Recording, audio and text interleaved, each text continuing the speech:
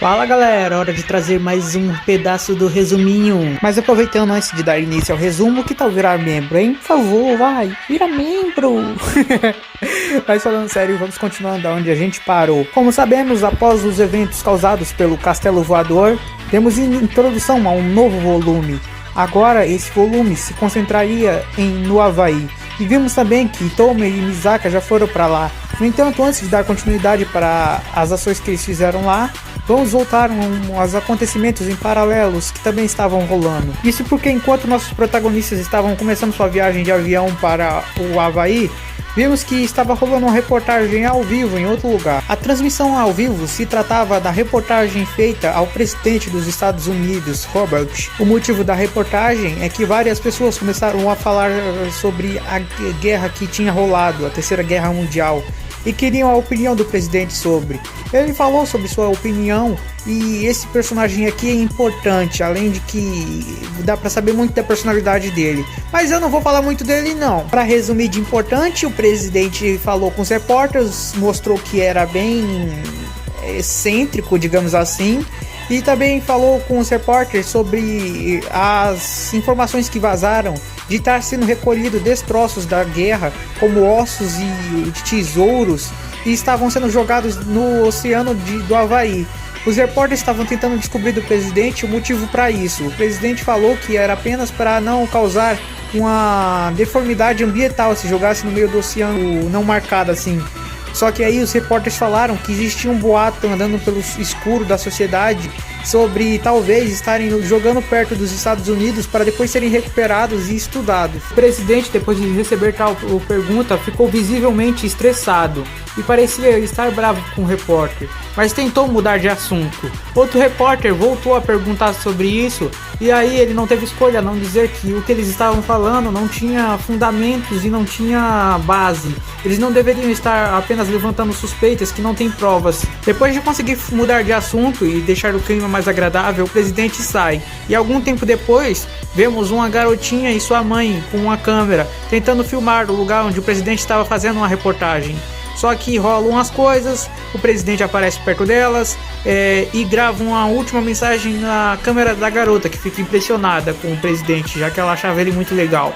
Ele grava uma mensagem falando que iria se esconder por um tempo, porque ele sabia que qualquer pessoa em volta poderia já ser inimiga disfarçada. Não importava se a pessoa fosse extremamente boa, agora ela poderia ser só uma simples marionete dos inimigos. Ele fala que essa informação não pode vazar, senão geraria uma grande crise, e que só estava deixando essa mensagem para falar para todos que ele estava se escondendo por motivos dele e por vontade dele. Ele ainda não estava sendo controlado. Essa foi a mensagem que ele deixou na câmera da garota e depois sumiu. Assim o campo de visão é mudado e voltamos para o aeroporto internacional do Havaí. No aeroporto vemos a Biribiri e o cabelo espetado juntos. Como eu já tinha dito no último vídeo, ela estava visivelmente envergonhada por seus motivos. E assim ela começou a ficar mais perto de Toma, já que estava começando a sentir as coisas girando enquanto estava envergonhada. Toma percebeu que ela estava envergonhada, mas não sabia como reagir. E continuou olhando pro relógio, porque não sabia exatamente que hora eles deveriam se encontrar. Só que aí ele escuta uma voz vindo do alto-falante, só que ele não entende nada. Ele começa a se perguntar o que era aquilo e a Misaka escuta. Ela então pega e fala: "Espera, você não sabe falar inglês e mesmo assim vem para um lugar tão distante?" Aí ela começa a pensar: então quer dizer que ele realmente depende de mim. Ela começa a ficar mais feliz e começa a traduzir o que tinham sido falado no alto-falante. Enquanto isso, é mudado o campo de visão. Do outro lado do aeroporto, vindo de um avião diferente, estavam Accelerator e Livinha, que mal tinham descido do avião e já tinham se sentado em uma mesa mais no canto, perto de uma loja de vendas. Eles tinham pedido 2 cafés. A Accelerator e ela começaram a beber relaxadamente antes de entrar em uma conversa. Só que ela, antes de falar qualquer coisa séria, primeiro aponta que o café dela estava muito doce. A Accelerator fala que dava pra perceber isso só de olhar, já que estava muito mais branco do que o normal. Mas a Accelerator fala que ela pediu exatamente assim, então já devia estar esperando. Não entende porque ela está se perguntando isso agora. Só que Livinha percebe que ele fala de um jeito diferente perto dela. Ela entende que ele passou muito tempo com a criança e agora não fala tão amargavelmente com as crianças, diferente de como ele fala quando está com o Touma e Chiagi. Só que ela fala que ele não precisa falar assim.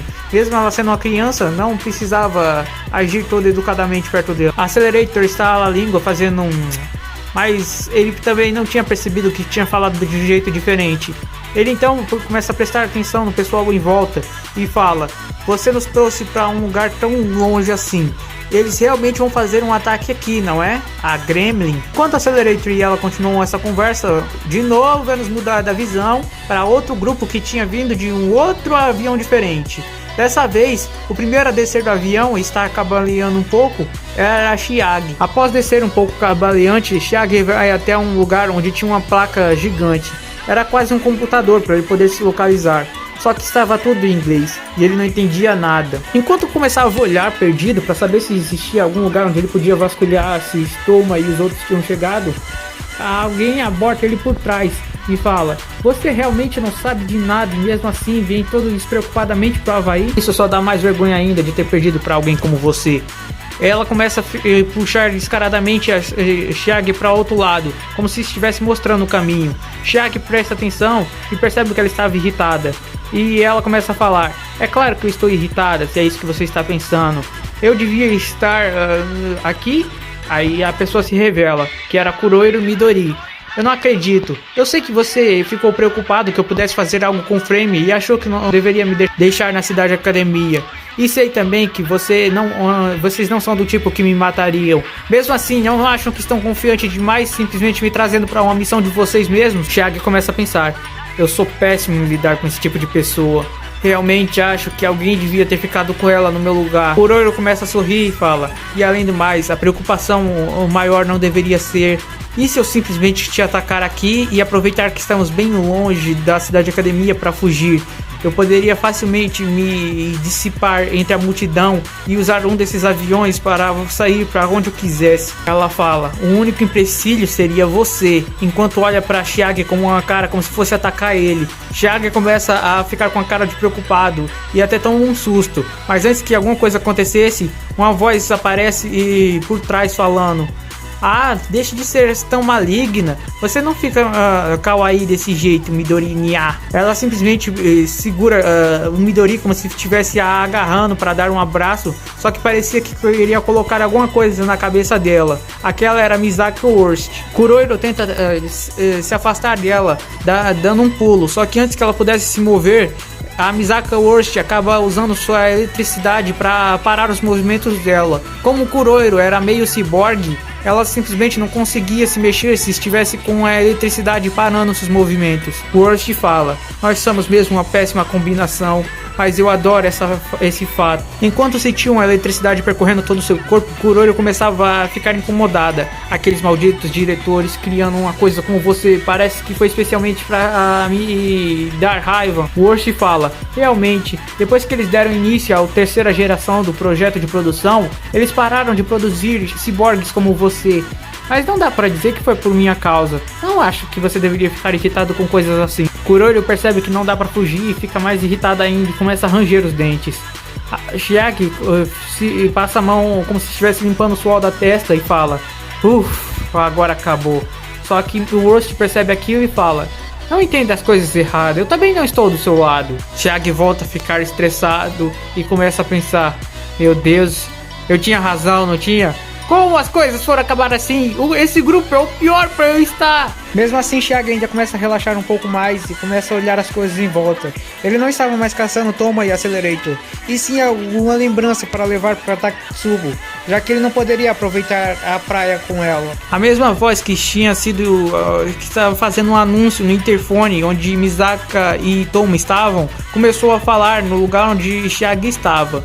A voz começou a falar alguma coisa sobre uma bagagem, mas Chiagi não estava entendendo muito bem, e assim pede para que o Worst traduza. A visão volta para Accelerator e Livinha, que estavam conversando novamente sobre a Gremlin. Accelerator começa a perguntar para ela: você sabia que eles iriam fazer um ataque aqui? Eu entendo, você conseguiu através das suas informações, mas mesmo assim, o Havaí não é tão pequeno quanto parece.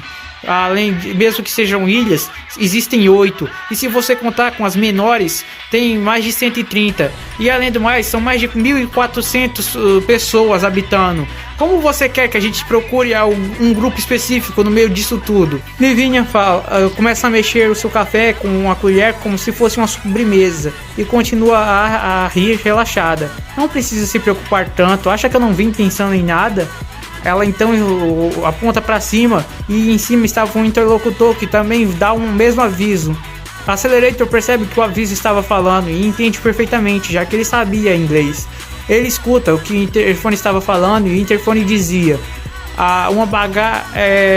por estarmos com odores fortes em uma certa região do aeroporto, pedimos aos senhores passageiros que saiam. Aquele aviso era misterioso, porque parecia que ele estava falando sobre outras coisas. Depois que Accelerator prestou bastante atenção, ele entendeu. Aquilo devia ser um aviso antiterrorismo, já que ele era do tipo de aviso que davam para fazer as pessoas saírem de um local onde talvez uma bomba suspeita podia estar. Accelerator entende aquilo rapidamente e começa a pensar: você acha que isso é a Gremlin? Só que Livinha fala: tenha dó, eles são um grupo terrorista, mas são um grupo terrorista com os seus éticos e sua crença. Eles não fariam nada tão idiota assim. Accelerator então pergunta: então quem foi? Outro grupo terrorista está atacando? E aí Accelerator, antes de que terminasse sua frase, começa a pensar: não, espera, eles são um grupo terrorista com princípios e orgulho. Em outras palavras, a única coisa que eles não iriam deixar passar barato era ter seu nome manchado. Se um grupo terrorista começar a atacar e depois eles se mostrarem como um grupo, vai parecer que eles foram culpados. Assim seu nome será manchado e isso mancharia o orgulho deles. Não vai me dizer que o jeito que você planejou fazer porque eles aparecessem foi... Livinha dá um sorriso e fala: então você já entendeu. Accelerator se senta na mesa e pensa na mente: nossa, eu realmente cresci. Depois de escutar uma coisa dessa, com certeza eu teria quebrado a mesa e começado a gritar com ela. Mas parece que eu já sou maduro o suficiente para não me estressar com bobagens. Em vez disso, ele pega e manda uma mensagem digitada para Touma. A visão é mudada. Touma e Misaka estavam acompanhando a multidão, já que Misaka tinha traduzido o anúncio anterior e falado que era para as pessoas saírem de uma certa parte do aeroporto. Enquanto eles estavam andando, o celular de Touma vibra e ele vê uma mensagem.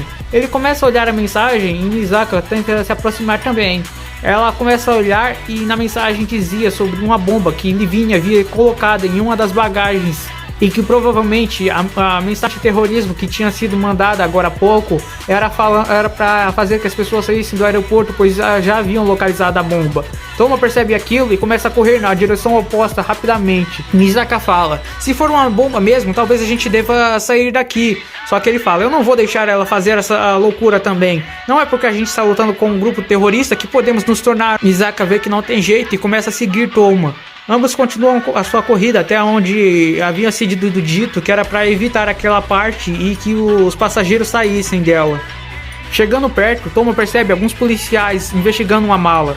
Em vez de fazer alguma coisa, ele puxa Misaka e se esconde atrás de um pilar. Ele agarra ela forte para que as pessoas do outro lado não conseguissem ver ele se escondendo no pilar. Misaka começa a ficar com vergonha e toda envermelhada enquanto ele a segura. Enquanto ele agarrava Misaka como se estivesse dando um abraço, ele olha pelo canto do pilar e começa a perceber que do outro lado havia algumas pessoas. Essas pessoas eram Hamazura, Misaka Worst e o Midori, que estavam também investigando a mesma localização. Ele entendeu que Accelerator provavelmente também viu a mesma mensagem para Chiagi. Ele começou a pensar o que deveria fazer, se ele deveria tentar tirar os policiais de lá ou então ele mesmo puxar a bolsa e começar a correr com a bomba. Antes que ele pudesse fazer algum movimento, o celular dele toca e ele atende. Era Livinha. Livinha começa a falar com ele e Touma começa a reclamar com ela sobre as ideias malucas que ela fez simplesmente para localizar a Gremlin.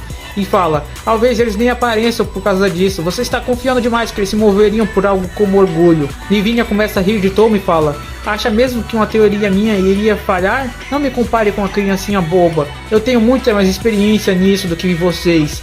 Assim ela fala: além do mais, eles já estão aqui, e utiliza um feitiço que dissipa todos os feitiços de invisibilidade na área. Percebendo que o feitiço de longa escala tinha sido usado, começa a voltar a olhar para aquele lugar onde tinha bomba, mas dessa vez algo estava diferente. Além dos policiais que já estavam investigando aquela bolsa, apareceram 20 pessoas de preto. Eram claramente membros da facção de Livinha. Várias pessoas de terno preto em volta da bagagem. Além disso, uma garota alta, bonita e que parecia uma princesa dos contos de fada estava na frente da bolsa olhando. A garota começa a perceber que o feitiço de invisibilidade que tinha usado em si mesma havia se dissipado. A garota, com um aspecto misterioso e extremamente bonita, tinha cabelos loiros e pele clara. As linhas de seu corpo eram esbeltas e bonitas, e ela tinha um rosto bem caracterizado. Ela parecia menos com uma pessoa natural e mais com a ideal de garota de conto de fadas. Independente da descrição que você desse a ela, era realmente uma princesa de contos de fadas na sua frente, principalmente pela impressão que sua presença causava. Ela estava usando um vestido estranho, que parecia ser feito de inúmeras membranas finas e colocadas uma sobre a outra. As linhas de seu corpo eram claramente visíveis através dele. A garota começa a falar em francês e percebe que aquilo tudo havia sido apenas uma armadilha para atraí-la. Ela começa a falar em francês, um feitiço curioso que Touma apenas consegue escutar um pouco. Mas antes que ele pudesse fazer isso, as pessoas de Livinha e os policiais todos começaram a tentar chegar perto da garota que estava colado com a bolsa e a bomba. Talvez os policiais pensassem em impedir ela de mexer naquilo perigoso, mas com certeza os membros da facção de Livinha estavam tentando derrubar a garota com ataques. Ela termina seu canto. O canto era: ó sapato de vidro, me faça o teste para provar que sou digna. Ó sapato de cristal, me faço digno para provar que eu poderei ser uma princesa. Quando ela termina de falar, todas as pessoas ao seu redor começam a cair. Touma começa a se assustar com aquilo, pois não havia visto nenhum feitiço saindo da garota. Simplesmente eles começaram a cair. Enquanto isso, é girado de novo a visão e volta para Chiage. Chiage simplesmente solta um: mas que droga foi essa? Urshi simplesmente fica assustada porque Chiage deveria manter sigilo naquela situação, mas simplesmente soltou um grito. Coitada da Urshi, não tá ligada que o God Todo-Poderoso tá mostrando que nem se preocupa com o perigo. Anda, vinho. Chiage começa a analisar os capangas de Livinha que estavam mais perto dele, que haviam caído, e percebe que eles não tinham morrido. Por algum motivo, eles estavam começando a gritar como se sentissem muita dor enquanto segurava seus pés. O Urshi começa a tentar analisar aquela situação e começa a pensar que aquela garota talvez fosse um agente tônico com a habilidade de dar ordens subconscientemente ou então autossugestionáveis. Só que Hamazura não pensou nisso. Ele logo entendeu o que acontecia. Aquilo dali não foi feito utilizando habilidades da ciência ou nem mesmo as gemstones. Aquele negócio não teve um raio de efeito, simplesmente atingiu a todos em uma certa área, sem explicação aparente. Aquilo era uma das leis não explicáveis que uma garota tentou explicar a ele antes. Aquilo era uma maga, e com certeza não era uma maga qualquer. Hamazura fala: ela deve ser... E aí foca de novo na visão. Mudando a visão, agora estamos vendo o Accelerator, que estava no andar acima, segurando um tipo de viga de ferro, olhando para aquela situação. Ele percebe todos caídos ali e percebe a localização de Touma. Ele começa a analisar a situação e entende que aquela garota que tinha feito alguma coisa para derrubar a todos. Ele começa a pensar em um jeito de atacá-la, mas percebe que aquele golpe, como não acertou todos que estavam no andar inferior, devia ser efeito em área. Ele começa a tentar medir o efeito do feitiço. Ele percebe que Touma estava mais longe do que ele, mas isso era numa visão vertical.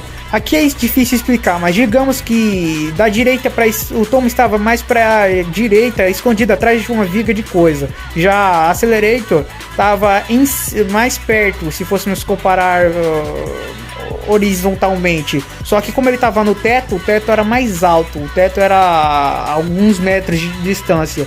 Então ele entendeu que o raio do efeito, mesmo ele estando mais perto, não atingiu ele, porque deveria não chegar até o teto daquele lugar. O Accelerator pensa em se aproximar e começa a pensar: será que meu campo de vetor vai conseguir refletir aquele golpe? Só que ele começa a pensar um pouco mais. Não, agora eu entendo essa nova lei. Se for realmente magia, não existe uma prova que não possa fazer efeito como um boneco voodoo e simplesmente me atingir o conceito dos meus pés. Assim ele também me afetaria, mesmo coisando, já que não seria uma magia indo na minha direção, e sim uma magia que acerta o conceito do alvo automaticamente. Com inimigos que podem atacar sem considerar o efeito vetor ou distância é realmente complicado. Acho que eu devo fazer alguma análise mais detalhada para saber o próximo ataque. Ele pensa em atacar à distância, só que logo percebe que isso seria bobagem. Mas alguém que não percebe essa bobagem é Ramazura, porque logo depois de perceber que aquilo era uma maga, com certeza uma maga da Gremlin, Ramazura começa a dar tiros na garota suspeita. Hoje pega um daqueles bagulhos de incêndio, que eu esqueci agora o nome, e tenta usar aquilo para mandar um gás na direção dela, para ocultar a visão dela e ela não perceber os próximos tiros de Chiage, para que ele pudesse acertar. Parecia que eles estavam desesperados para atacá-la, só que ela relaxadamente consegue se esquivar de todos os tiros e nem dá atenção para os garotos, pois ela estava procurando um alvo diferente. Ela fala: "Eu sei que você está aqui, mas tudo em francês. E você já deve ter percebido, o feitiço que eu utilizei é um feitiço que faz com que as pessoas ao meu alcance tenham os seus pés medidos. Se eles forem do mesmo tamanho que os meus, o feitiço não fará efeito. No entanto, se eles forem menores, ele vai fazer com que os ossos dos seus pés se alarguem para ficar do mesmo tamanho. Se forem maiores, ele vai cortar os seus dedos." Vendo que a situação estava complicada, porque agora a Ramazura e os outros tinham revelado sua localização, Toma começa a se preocupar se ela não poderia simplesmente ir atacá-lo. Afinal, eles estavam atacando um mago que provavelmente era muito mais forte do que os que apareceram até então. Misaka traduz tudo que ela havia falado em francês e fala para Toma. Toma percebe que o plano dela era fazer com que Toma saísse do lugar. Ela então se vira e parece que ele iria efetuar um ataque em Chiage, já que ela continua falando sua frase, mas dessa vez acrescentou uma abóbora encantada e uma fada madrinha. Toma percebeu que ela havia se distraído naquele momento e tinha se virado para a localização de Chiage para poder atacá-lo. Ele assim aproveita a oportunidade e tenta dar um soco nela de trás. Accelerator, vendo aqueles dois idiotas, fica simplesmente sem entender, já que nenhum deles estava tomando precaução com o inimigo que claramente era mais forte. A primeira coisa que ela faz é simplesmente segurar a mão de Toma e puxar, como se estivesse convidando ele para uma dança, e usa ele de escudo para impedir os próximos tiros de Chiage. Chiage, se atirasse, iria acertar Toma, e ele para os ataques. Naquele momento, ela invoca o que ela chama de carruagem mágica, só que é simplesmente uma carruagem invisível que ninguém consegue enxergar, que sai destruindo tudo pela sua frente. Eles atacam o lugar onde Chiage, Misaki, Oshi e Kuroiro estava, simplesmente desabando tudo naquele lugar. Toma fica preocupado com o que ela havia feito com eles e tenta se soltar, mas simplesmente ela começa a dançar como se estivesse em uma valsa com ele. Misaka fica estressada e começa a invocar sua eletricidade, parecendo que iria efetuar um ataque. Só que na hora que ela lança uma rajada de energia, ela usa novamente Toma como um escudo. Ela dá um chute em Toma e joga na direção de Misaka, assim derrubando os dois garotos, e depois pressiona com essa magia para que esmagá-los no chão. A Accelerator ficou espantado, mas dessa vez eu vou tentar... Basicamente o que aconteceu foi, ele olhou, ele piscou, e quando percebeu, todo mundo tinha sido solado. É algo do tipo: "Pera aí, eu pisquei, todo mundo morreu?" A garota começa a se aproximar do corpo caído de Misaki e Toma, que estavam no chão. Toma, que havia caído de costas, percebe que Accelerator estava no teto e começa a escutar uma voz. Era de um celular que havia sido jogado perto dele. Accelerator provavelmente havia jogado. O celular estava em contato com Livinha. Livinha pergunta: "Você está em que área mais ou menos perto do vidro?" Toma fala: "Espere, do que você tá falando? Não pode vir pra cá, é perigoso." Só que antes que ele pudesse terminar, ela fala: "Não se preocupe, eu já escutei sua voz, acho que já sei onde você tá." E do nada, um caminhão-tanque atravessa a janela de vidro, simplesmente no lugar onde eles estavam. O caminhão não estava sendo dirigido por ninguém, apenas pela magia de Livinha, que estava no teto do caminhão, simplesmente olhando tudo aquilo. O caminhão continua em alta velocidade na direção deles, e a Livinha percebe quem é aquela e fala: "Então eles enviaram você, Cinderela?" Ela fala pelo celular: "Camijo, segure as pernas dela." E o Kamijo, como se estivesse desesperado por segurar algo em sua frente, começa a esticar suas mãos até conseguir tocar nela. Foi apenas 1 segundo, mas esse 1 segundo de deslize que ela teve, por causa que se espantou ao ver Kamijo segurando suas pernas, foi o suficiente para o caminhão simplesmente atropelá-la. Livinha pulou perto de onde estava o corpo de Toma caído, enquanto o caminhão continuava correndo, arrastando o corpo de Cinderela até uma parede, simplesmente batem com tudo nela. Ela fala, parece que eu acertei. E o Thomas simplesmente começa a falar com ela, você é um monstro, como pode simplesmente fazer um negócio desses? E além do mais, eu achei que você ia utilizar ela para conseguir informações dos outros membros ou a localização do esconderijo. Como assim vai atropelando ela do nada? Livinha fala, vocês podem falar alguma coisa? Foram completamente derrotados. Mas ela também fala, além do mais, eu acho que você está sendo muito tolo. Aquela dali é a Cinderela, não dá para derrotá-la fácil assim com meios normais. E aí Toma começa a falar, do quê? Olha ali, ela e do nada, cantando a mesma música, falando a mesma canção. Ó, sapatilha de vidro, me faça o teste para provar que sou digna. Ó, sapatilha de cristal, faça um teste impiedoso. A garota parecia estar saindo do meio dos destroços do caminhão que havia batido, como se não fosse nada. Ela fala, entendi, o feitiço dela é baseado no conto da Cinderela. Ela fala, então o nome dela não é só o nome dela que é Cinderela, o feitiço dela também? Ela falou, exatamente. Provavelmente aquele feitiço faz com que enquanto o canto da Cinderela estiver ativado, ela seja invulnerável, ou então invencível. De qualquer forma, não vamos conseguir atingi-la com meios normais, e chegar perto dela vai fazer você entrar na zona do ataque. Ela também fala, não é óbvio que seu ataque nunca funcionaria? Aquele tipo de feitiço deve ter sido baseado especialmente para acabar com pessoas como você, idiota. Seu braço pode até anular a técnica, mas antes de você conseguir tocá-la, já estaria dentro da zona de efeito, onde ela pode te acertar e você não pode acertá-la. Toma fala, em como a gente derrota alguém que é basicamente invencível desse jeito? Ela fala, existe uma fraqueza em todo feitiço, é só você começar a analisar calmamente. O garoto ali no teto parece que estava fazendo esse trabalho melhor do que você, e olha que nem entendia de magia. Ela começa a se aproximar do corpo de Cinderela, enquanto ela saía. Ela fala com a garota, você percebeu que dentro desse caminhão tinha um monte de combustível de avião que eu havia colocado antes de vir pra cá? Ela começa a olhar a gasolina, mas não estava preocupada, pois com seu feitiço ativado, nada que ela fizesse ainda poderia atingi-la. Ela fala, realmente é um feitiço bem poderoso esse seu. No entanto, assim como o feitiço que a fada madrinha mandou na Cinderela termina à meia-noite, o seu também tem um tempo limite. Ela falou, tudo que eu tenho que fazer é fazer com que o tempo limite passe mais rápido. Eu não posso manipular o tempo, mas eu posso fazer você experimentar um bom raiar do sol de um novo dia. Vamos fazer você conhecer o amanhecer vermelho. Ela simplesmente usa um feitiço e misturando um relógio com a sua varinha mágica. Ela então ativa um feitiço que começam a disparar uma labareda carmesim. O vermelho era como o vermelho de um nascer do dia novo, como um nascer do sol ascendente.